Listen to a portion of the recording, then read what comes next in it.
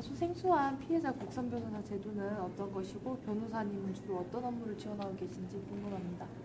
피해자 국선 전담 변호사 제도는 성폭력 피해자에 대해서 2차 피해를 방지하고 이제 그 피해자들을 조력한다는 의미에서 이제 규정된 제도인데요. 제가 주로 하는 역할은 피해자에게 이 사건 진행이 어떻게 되는지와 그리고 이제 증언을 하게 되었을 때는 이제 피고인을 퇴정하게 하고 비공개 재판을 이제 진행하게 하는 등 이제 피고인에 대항해서 피해자가 이제 보호받을 수 있도록 도와드리는 역할을 하고 있습니다.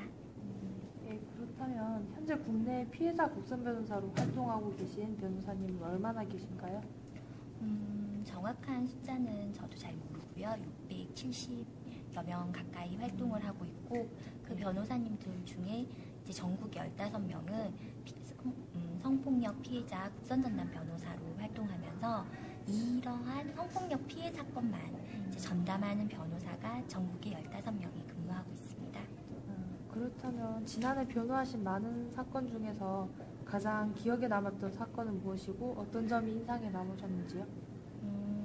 제가 맡았던 사건 중에 이제 장애가 있는 학생이었는데 하굣길에 이제 가해자에 의해서 끌려가다가 다행히 미수에 그친 사안이었어요. 이제 그 사건 같은 경우에는 피해자가 다행히 이제 큰 피해는 입지 않았는데 장애가 있다 보니까 보통 사람에 비해서는 많이 놀랬거든요.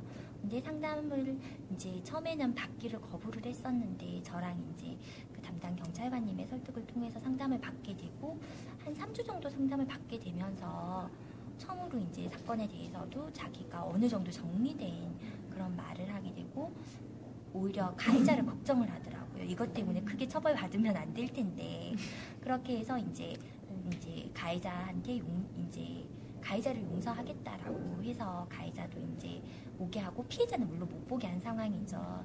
이제 그렇게 해서 정신적인 피해에 대한 보상도 받고 지금은 대학에 진학해서 이제 커피를 배우고 있어서요. 저한테 커피를 많이 갖다 주고 있어요. 네, 그 사건이 제일 기억에 남습니다.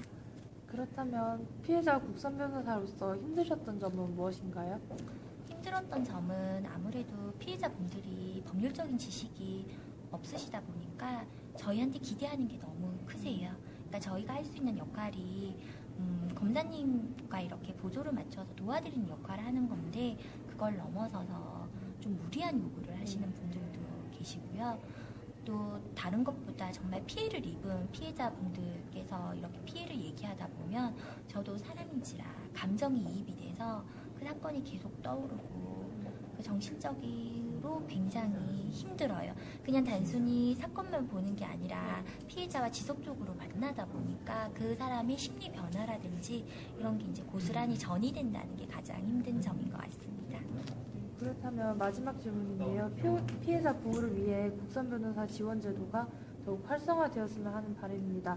변호사님께서 생각하시는 피해자 국선 변호사 제도의 발전 방향이 있다면 어떤 것이 있을까요? 아직 제도 초기다 보니까 홍보가 좀 부족한 현실입니다.